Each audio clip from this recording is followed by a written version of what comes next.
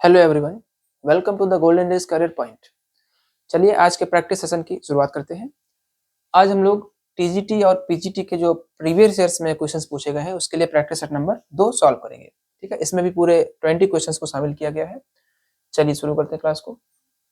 और इस क्लास में हम लोग टेंस और पार्ट्स ऑफ स्पीच पर बेस्ड क्वेश्चंस को सॉल्व करेंगे। पहला क्वेश्चन है, select the most appropriate option, सबसे उचित विकल्प का चयन करिए। ठीक है, क्या लिखा हुआ है, the past continuous tense is also known as, मतलब पास्ट कॉन्टिन्यूअस टेंस को और किस नाम से जानते हैं। ऑप्शंस है simple past tense, past perfect tense, future tense या फिर पास्ट प्रोग्रेसिव टेंस। अब देखिए, कॉन्टिन्यूअस का मतलब भी होता है लगातार और प्रोग्रेसिव का मतलब भी होता है लगातार। अगर भूतकाल में या फिर बीते हुए समय में कोई घटना लगातार जारी है, ठीक है, तो वहां पर क्या होगा, प्रोग्रेसिव हो जाएगा। ऑप्शन नंबर डी बिल्कुल सही जवाब। Next question, question number 2, which form of the tense is used in the sentence. ये सेंटेंस दिया गया है और पूछा है इसमें कौन सी फॉर्म यूज की गई है टेंस की। ठीक है, सेंटेंस है लास्ट नाइट, मतलब पिछली रात। अब देखिए इस वर्ड से काफी कुछ डिसाइड हो जाएगा। पिछली रात मतलब बीता हुआ समय। I read an entire novel, मैंने एक पूरा उपन्यास पढ़ा। ठीक, अब देखिए ये जो वर्ब लिखी हुई है रीड, इसकी first form, second form, third form तीनों एक ही जैसी होती हैं। ठीक है, तो यहाँ पर ये जो वर्ड लिखा है लास्ट नाइट, इस वजह से हम लोग कह सकते हैं कि ये जो बीता समय है इसका मतलब ये घटना भी बीते समय की ही है। ठीक, अब देखते हैं ऑप्शंस में क्या है। पास्ट परफेक्ट टेंस नहीं होगा क्योंकि इसमें कहीं पर भी हैड हेल्पिंग वर्ब नहीं आई हुई है। फ्यूचर टेंस भी नहीं होगा क्योंकि लास्ट नाइट मतलब बीता हुआ समय है। सिंपल पास्ट टेंस, बिल्कुल ये जवाब सही है। ऑप्शन नंबर सी सही आंसर हो जाएगा इसका। चलिए नेक्स्ट क्वेश्चन देखते हैं। Number 3, the word few, word कौन सा है, few, used in the sentence. ठीक है, इस वाक्य में फ्यू का प्रयोग किया गया है। ये वाक्य रहा, आई हैव फ्यू फ्रेंड्स।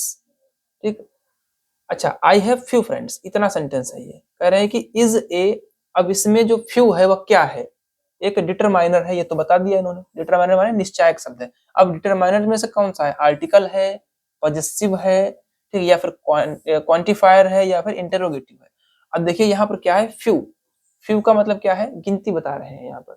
ठीक है, काउंटेबल नाउन, यहाँ पर फ्रेंड्स क्या है, नाउन है और ये कैसा है, काउंटेबल नाउन है, तो उसकी विशेषता है यहाँ पर फ्यू। इसका मतलब क्या हो जाएगा, ये क्वांटिटी। ठीक है, क्वांटिटी, क्वांटिफायर हो जाएगा। ऑप्शन नंबर सी सही जवाब हो जाएगा। Next question number 4, choose the correct tense to complete the sentence. ठीक है, सेंटेंस को पूरा करने के लिए उचित टेंस को चुनना है। ये सेंटेंस है, रॉन एंड सोफी खाली जगह visited their grandmother's home since college days. ठीक है, अब देखिए यहाँ पर दो लोग हो गए सब्जेक्ट के रूप में, एक तो रॉन है और एक सोफी है। आगे खाली जगह है, यहाँ पर मेन वर्ब की थर्ड फॉर्म में कह सकते हैं पास्ट पार्टिसिपल का प्रयोग हुआ है। ठीक है, सेकंड फॉर्म है या फिर थर्ड फॉर्म, अभी डिसाइड करेंगे इससे। ठीक है, their grandmother's home since college days. अब देखिए यहाँ पर एक निश्चित समय दे रखा है, सिंस कॉलेज डेज, कॉलेज के दिनों से। ठीक है, कॉलेज के दिनों से, विजिटेड माने जाते रहे हैं, जाते हैं कुछ भी, क्या, अपनी दादी जी के घर पर। अब एक समय दे रखा है, इस पर से काम शुरू हुआ है। ठीक, ऑप्शंस क्या क्या है, has not, could not, have not, did not. अब देखिए इसमें से बात कब की कर रहे हैं, सिंस कॉलेज डेज, कॉलेज के दिनों से, इसका मतलब वर्तमान में भी वो बात कह रहे हैं, तो प्रेजेंट टेंस होगा। और प्रेजेंट टेंस में दो ही ऑप्शन दे रखे हैं, एक तो हैज नॉट, एक हैव नॉट। ठीक है, हैज नॉट क्यों नहीं होगा, क्योंकि यहाँ पर दो लोग हैं, प्लूरल है, इस वजह से हैव नॉट यहाँ पर। ऑप्शन नंबर सी सही जवाब हो जाएगा। ठीक है, next question number 5, choose the correct tense, यहाँ पर भी करेक्ट टेंस चुनना है टू कंप्लीट द सेंटेंस, वाक्य को पूरा करने के लिए। ये रहा sentence, Anna was tired because, she अब यहाँ पर फिल करना है, वर्किंग ऑल डे। पहले तो डिसाइड करना है कि टेंस कौन सा हो सकता है। अब देखेंगे यहाँ पर ये ऑक्सिलरी वर्ब कौन सी लगी है, वाज, और वाज होती है पास्ट में। ठीक है, तो इसका मतलब ये पास्ट की कोई बात बता रहे हैं, अन्ना वाज टायर्ड। ठीक है, बिकॉज क्योंकि, मतलब यहाँ पे कह रहे हैं कि अन्ना थकी हुई थी क्योंकि। सी अब यहाँ पर ऑप्शन चुनने हैं, was, had been, is, have been. ठीक है, अब देखिए यहाँ पर all day, Anna was tired because she working all day. अब यहाँ पर क्या कर सकते हैं, सी वाज, ठीक, कर रही थी, सी वाज वर्किंग, तो ऑप्शन नंबर ए सही जवाब हो जाएगा। Anna was tired because she was working all day, क्योंकि वो पूरे दिन काम कर रहे। देखिए दो हो सकते हैं, वाज भी हो सकता है, हैड बीन भी हो सकता है। हैड बीन कब होता, जब समय दे रखते यहाँ पर। Anna was tired because she was working all day, क्योंकि वह पूरे दिन काम कर रही थी। बिल्कुल सही, वाज ही होगा यहाँ पर, ठीक है। अगर कोई समय दे रखा होता है यहाँ पर, जिस समय से कार्य जारी रहता, ठीक है, तब तो यहाँ पर हैड बीन करते हैं। चलिए next question number 6। Choose the correct tense to complete the sentence. अब यहाँ पर भी टेंस चुनना है, ठीक है, खाली जगह है। द ट्रेन लेफ्ट, ठीक, रेलगाड़ी चली गई। When you reached at the station, जब तुम स्टेशन पहुंचे, ठीक है। अब यहाँ पर फिल करना है। अब देखा हम लोगों ने यहाँ पर क्या, ये दो क्लास मिल गई, एक तो ये क्लास हो गई, ठीक, उपवाक कितना हो गया, और एक ये कंजक्शन हो गया, फिर ये दूसरी क्लास हो गई, you reached at the station. अब देखिए इस क्लास में अगर देखें हम लोग, सबऑर्डिनेट क्लास में देखें तो टेंस कौन सा है, पास्ट है, ठीक है, बीते हुए समय की बात कर रहे हैं। जब एक हमारा क्लास पास्ट में है तो दूसरा भी पास्ट में होगा, ठीक है। अब ये पास्ट इंडेफिनिट में है, इसलिए ये वाला पास्ट परफेक्ट में हो जाएगा, principal class. Option has, did, had, ये देखिए ऑप्शन नंबर सी में हैड लिखा हुआ है, तो यहाँ पर हैड फिल कर दिया जाएगा। Had the train left when you reached the station. चलिए next question number 7। Which of the following is an example of indirect personal pronoun reflexive? चलिए कह रहे हैं कि इनमें से कौन सा एक उदाहरण है इनडायरेक्ट पर्सनल प्रोनाउन का। इनडायरेक्ट मतलब अप्रत्यक्ष पर्सनल प्रोनाउन का, और वो भी कैसा होना चाहिए, रिफ्लेक्सिव। अब रिफ्लेक्सिव क्या होते हैं, जिनमें सेल्फ या फिर सेल्फ से जुड़ा रहता है, ठीक, वो रिफ्लेक्सिव होते हैं और एम्फैटिक भी होते हैं। अब यहाँ पर ऑप्शन देख लेते हैं। पहला ऑप्शन क्या है, दे, ये तो होगा नहीं। वन अनदर, ये भी नहीं होगा, ठीक, परस्परतावाचक है ये। माई सेल्फ यहाँ पर भी लगा है, और टू माई सेल्फ। अब देखिए इन दो में कंफ्यूजन है, कौन सा भरे, टू माई सेल्फ या फिर माई सेल्फ।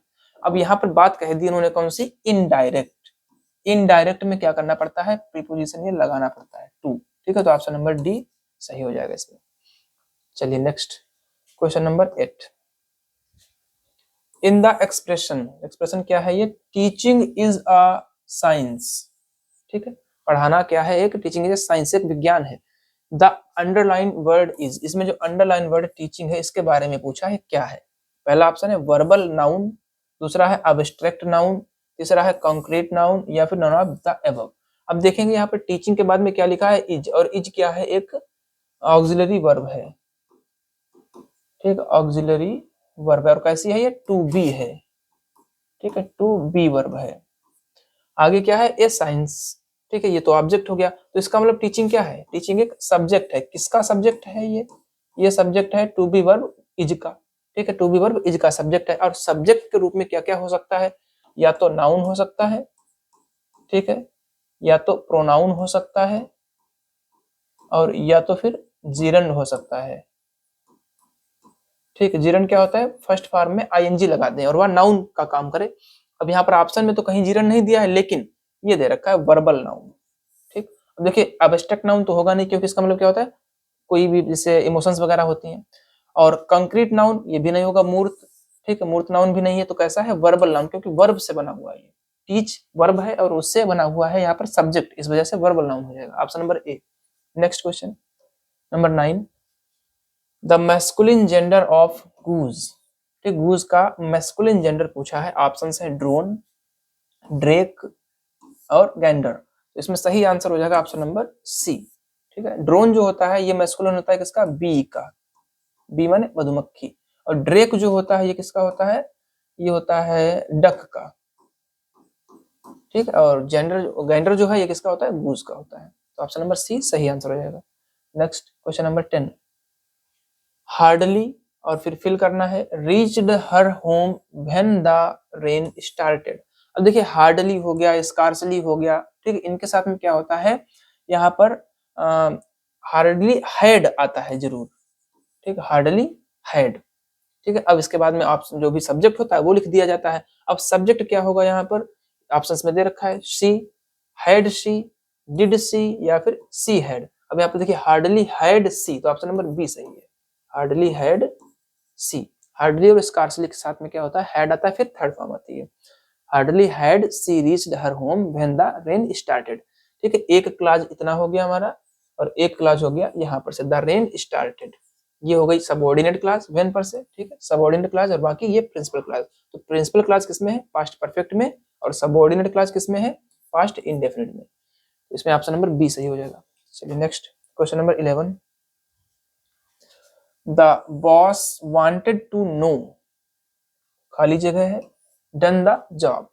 अब देखिए यहाँ पर the boss wanted, wanted second form लिखी हुई है, इस वजह से क्या हो गया, पास्ट में है, बीता हुआ है, ठीक, पास्ट इंडेफिनिट है। The boss wanted to know, option है how I had, that how had I, तीसरा ऑप्शन है हाउ वुड आई हैव, और चौथा ऑप्शन है हाउ हैड आई। अब देखिए ये एक क्लाज हो गई, ठीक है, the boss wanted to know. अब यहाँ पर पहले तो कंजक्शन लगाना है। अब कंजक्शन के रूप में दो दो तो नहीं यूज कर सकते ना, दैट और हाउ, यहाँ पर दो दे रखे तो ये नहीं होगा सही, ठीक है। इसमें भी देखिए हाउ वुड, वुड नहीं होगा क्योंकि पास्ट में है ये वाला, ठीक है। अब यहाँ पर देखिए हाउ हैड नहीं होगा।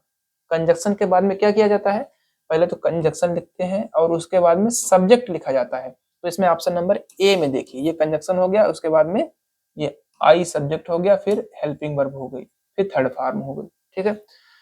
इसमें ऑप्शन नंबर ए सही हो जाएगा। Next question number 12, I wish I. अब देखिए इसमें क्या होता है, आई विश या फिर वुड दैट, ठीक, ये क्या होते हैं, ये होते हैं इच्छा सूचक वाक्य, मतलब ऑप्टेटिव, ठीक है, ऑप्टेटिव। इसमें काल्पनिक इच्छाएं भी व्यक्त की जाती है, और यहाँ पर वही कंडीशन है, जब भी कोई काल्पनिक इच्छा व्यक्त की जाए तो कोई भी सब्जेक्ट हो यहाँ पर, इससे कोई फर्क नहीं पड़ता है, लेकिन जो वर्ब आएगी वो वर ही आएगी, ठीक। तो ऑप्शन नंबर कौन सा है, ये बिल्कुल सही जवाब। इसकी हिंदी क्या होगी, I wish I were a king, काश में राजा होता, ये चीज है, ठीक है, काल्पनिक इच्छा।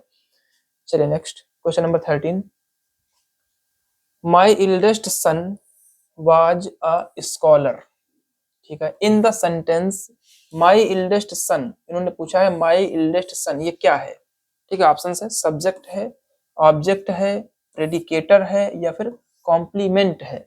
इन द सेंटेंस माई इल्डेस्ट सन, अब देखिए माई इल्डेस्ट सन के बाद में क्या लिखा है, ये वाज लिखा है, क्या है, ये वर्ब है, ठीक है। और ए स्कॉलर ये क्या है, ये ऑब्जेक्ट है। जब ये ऑब्जेक्ट है, ये वर्ब है, ठीक, तो ये क्या हो गया, ये सब्जेक्ट हो गया, ठीक। तो ऑप्शन नंबर इसमें ए सही जवाब हो जाएगा। नेक्स्ट क्वेश्चन नंबर 13 हो गया, ठीक है। 14 देखते हैं।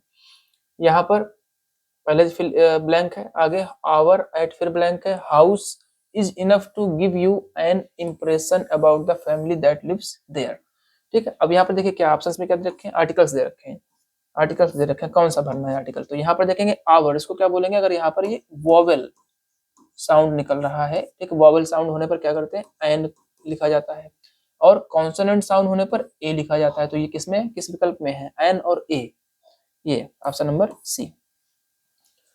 Question number 15, use the article, इसमें भी आर्टिकल का यूज करने को कहा है। The teacher drew a tree, ठीक है, अध्यापक ने एक पेड़ की तस्वीर खींची, ऑन ब्लैक बोर्ड, ठीक, किस पर खींचा इन्होंने, ब्लैक बोर्ड पर। अब यहाँ पर ऑप्शंस दिए हैं द एन ए। अब देखिए यहाँ पर हमको डेफिनिट या इनडेफिनिट आर्टिकल में से एक भरना है, ठीक है। इनडेफिनिट आर्टिकल मतलब ए और एन, वो कहाँ पे यूज किए जाते हैं, जब हमें नाउन के विषय में कोई जानकारी ना हो, ठीक है। और द का प्रयोग कब करते हैं, जो कि एक डेफिनिट आर्टिकल है, उसका प्रयोग कब करते हैं, जब हम नाउन के विषय में पहले से कुछ जानते हो। और सीधी सी बात है, जब अध्यापक है और क्लास में कुछ खींच रहे हैं तो बोर्ड को तो हम लोग पहले से ही जानते हैं ना, ये जो है ब्लैक बोर्ड, इसको हम लोग, इससे हम लोग पहले से ही परिचित हैं, तो इसके पहले क्या आएगा, डेफिनेट आर्टिकल द आएगा, option number A. Next question,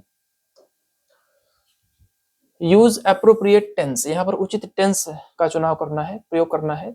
it है, फिर ब्लैंक है, रेन की फॉर्म भरनी है वर्ब की, हैविली फॉर ए वीक, अभी तो क्लियर नहीं हुआ है, ठीक, कौन सा टेंस होगा, आगे देखते हैं। The wells are overflowing, wells माने क्या होता है, कुएं, और यहाँ पर वर्ब कौन सी आई है, आर, और आर होती है प्रेजेंट की, ठीक है। इसका मतलब फिर ये प्रेजेंट की घटना बता रहे हैं कि कुएं जो है ओवरफ्लोइंग माने बहुत ज्यादा भर गए थे, पानी बह रहा था उनमें से।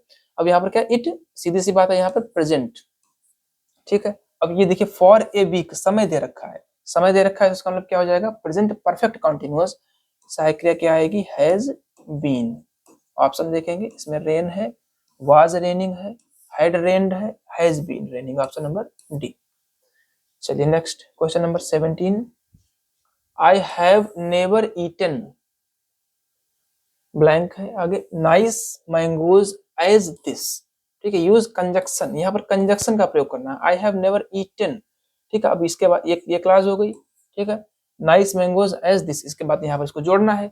ऑप्शन है फॉर, सच, दैट और बोथ।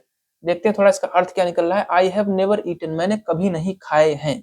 नाइस मैंगोज माने अच्छे आम, एज दिस जितने, जितना कि यह है, या फिर जितने कि ये है।